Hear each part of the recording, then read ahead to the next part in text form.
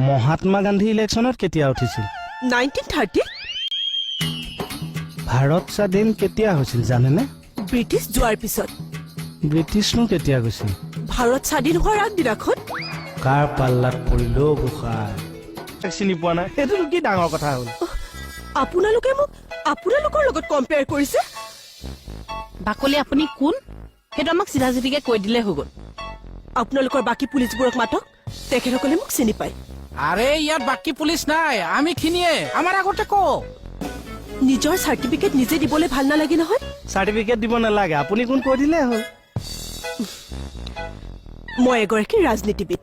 ৰাজনীতিবিদ yes Indian political চায়েন্সত মোৰ এটা নাম আছে পলিটিকেল সায়েন্স নে পলিটিক্সত তুমি মোক ভুল ধৰিছা মাই ফুট আছে লাগি আছে কি লাগি আছে ধুনীয়াকে ক'লা ফুট এটা লাগি আছে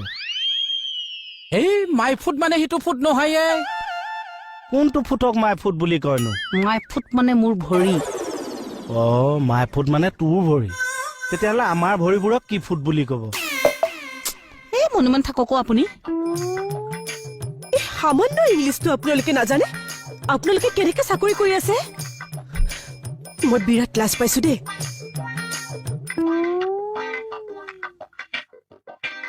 পেলালে নে এতিয়া আমাক লাজত তোৰ কাৰণে প্ৰেস্টিজ লস হয়ে গেল আমাৰ এনে প্ৰেষ্টিজ থকাই ববিহাল তাইনো একে কি এনেকুৱা একে বাদ দে